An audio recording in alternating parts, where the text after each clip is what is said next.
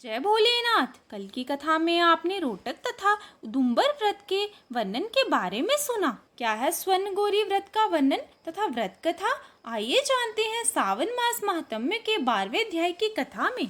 ईश्वर बोले, हे ब्रह्मपुत्र, अब मैं स्वर्ण गौरी का शुभ व्रत कहूँगा। ये व्रत श्रावण मास में शुक्ल पक्ष तृतीया तिथि को होता है।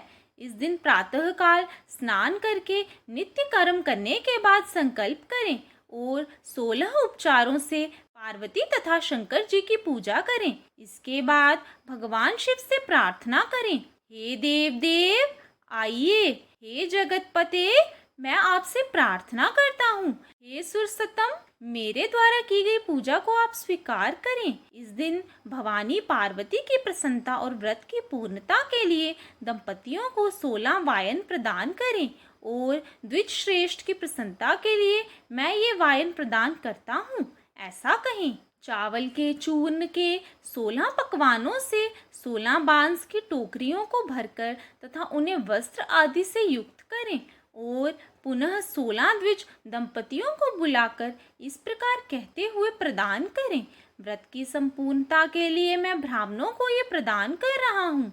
मेरे कार्य की समृद्धि के लिए सुंदर अलंकारों से विभूषित तथा पतिव्रत्य से सुशोभित ये शोभामयी सुहागिन स्त्रियां इन्हें ग्रहण करें। इस प्रकार 16 वर्ष अथवा 8 वर्ष या 4 वर्ष या 1 वर्ष तक इस व्रत को करके शीघ्र ही इसका उद्यापन कर देना चाहिए। पूजा के अनंतर कथा का श्रवण करके वाचक की विधिवत पूजा करनी चाहिए। सनत कुमार बोले, हे प्रभु, इस व्रत को सर्वप्रथम किसने किया? इसका महात्म्य कैसा है और इसका उद्यापन किस प्रकार करना चाहिए, वह सब आप मुझे बताएं। ईश्वर बोले, हे महाभाग, आपने उत्तम बात पूछी है। अब मैं आपके समक्ष मनुष्यों को सभी संपदाएं प्रदान करने वाले स्वर्ण गौरी नामक व्रत का वर्णन करता हूँ। पूर्व काल में सरस्वती नदी के तट पर सुविला नामक विशाल पुरी थी। उस नगरी में कुबेर के समान चंद्रप्रभ नाम का एक राजा था। उस राजा की रूप लावण्य से संपन्न सौंदर्य तथा मंद मुस्कान से युक्त और कमल के समान नेत्रों वाली महादेवी और विशाला नाम की 2 भार्याएं थी। उन दोनों में ज्येष्ठ महादेवी नामक भार्या राजा को अधिक प्रिय थी। आखेट करने में आसक्त मन वाले वे राजा किसी समय वन में गए और सिंहों, शार्दुलों, सूकरों, वन्य भैंसों तथा हाथियों को मारकर प्यास से आकुल होकर उस घोर वन में इधर उधर भ्रमण करते रहे। राजा ने उस वन में चकवा चकवी तथा बतखों से युक्त भ्रमरों तथा पिकों से समन्वित और विकसित मलिका, चमेली, कुमुद तथा कमल से सुशोभित अप्सराओं का एक सुंदर सरोवर देखा। उस सरोवर के तट पर आकर उसका जल पीकर राजा ने भक्ति पूर्वक गौरी का पूजन करती हुई अप्सराओं को देखा। तब कमल के समान नेत्रों वाले राजा ने उनसे पूछा, आप लोग ये क्या कर रही हैं? इस पर उन सबने कहा, हम लोग स्वर्ण गौरी नामक उत्तम व्रत कर रहे हैं। ये व्रत मनुष्यों को सभी संपदाएं प्रदान करने वाला है। हे नृपश्रेष्ठ, आप भी इस व्रत को कीजिए। राजा बोले, इसका विधान कैसा है और इसका फल क्या है? मुझे ये सब विस्तार से बताएं। तब वे सारी स्त्रियां बताने लगी, हे राजन, ये स्वर्ण गौरी नामक व्रत श्रावण मास की शुक्ल पक्ष की तृतीया को किया जाता है। इस व्रत में भक्ति पूर्वक अत्यंत प्रसन्नता के साथ पार्वती तथा शिव की पूजा करनी चाहिए। पुरुष को 16 तारों वाला एक डोरा दाहिने हाथ में बांधना चाहिए। स्त्रियों के लिए बाएं हाथ में या गले में इस डोरे को बांधना चाहिए। ये सब सुनने के बाद संयत चित्त वाले राजा ने भी उस व्रत को संपन्न करके 16 धागों से युक्त डोरे को अपने दाहिने हाथ में बांध लिया। उन्होंने कहा, हे देव देवेशी, मैं इस डोरे को बांधता हूँ, आप मेरे ऊपर प्रसन्न हो और मेरा कल्याण करें। इस प्रकार देवी का व्रत करके वे अपने घर आ गए। राजा के हाथ में डोरा देखकर ज्येष्ठ रानी महादेवी ने पूछा और सारी बात सुनकर वह राजा के ऊपर अत्यंत कुपित हो उठी। राजा ने कहा, ऐसा मत करो, मत करो। लेकिन रानी ने उस डोरे को तोड़कर बाहर एक सूखे पेड़ के ऊपर उस डोरे के स्पर्श मात्र से वह वृक्ष पल्लवों से युक्त हो गया। उसके बाद उसे देखकर दूसरी रानी भी आश्चर्यचकित हो उठी और उस वृक्ष पर स्थित टूटे हुए डोरे को उसने अपने बाएं हाथ में बांध लिया। उसी समय से उसके व्रत के महात्म्य से वह रानी राजा के लिए अत्यंत प्रिय हो गई।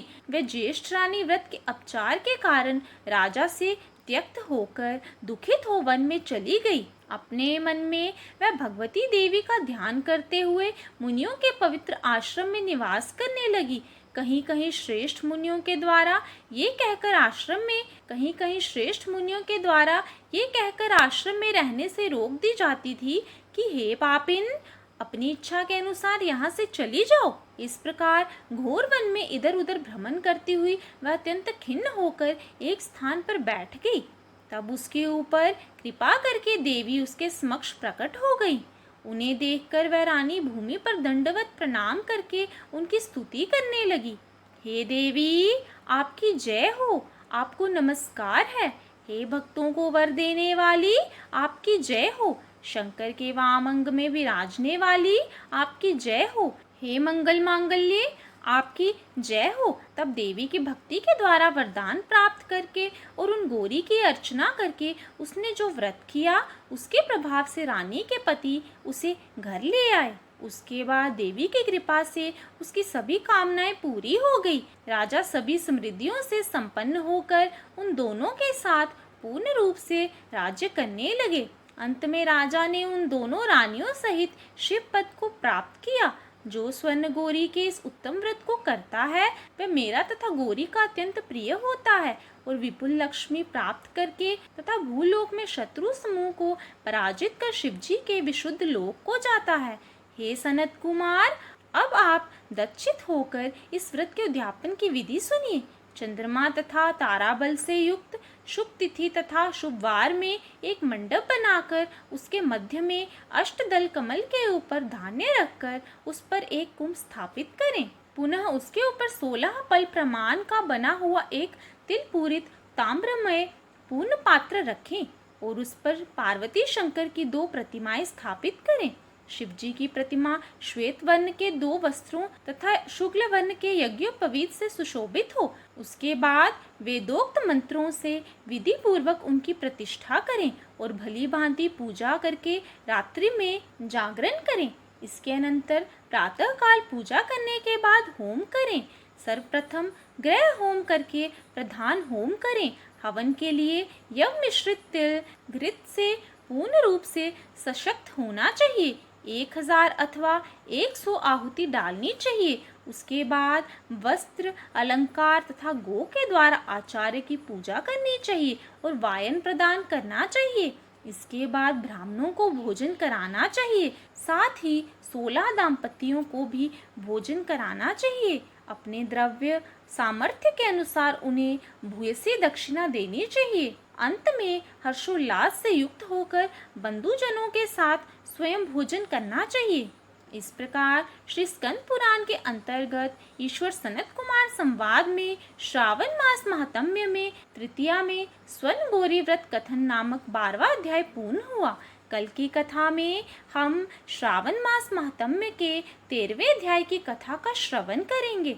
अगर आपको ये कथा अच्छी लगी हो तो वीडियो को लाइक करें, शेयर करें और अपने चैनल भक्ति परंपरा को सब्सक्राइब करें।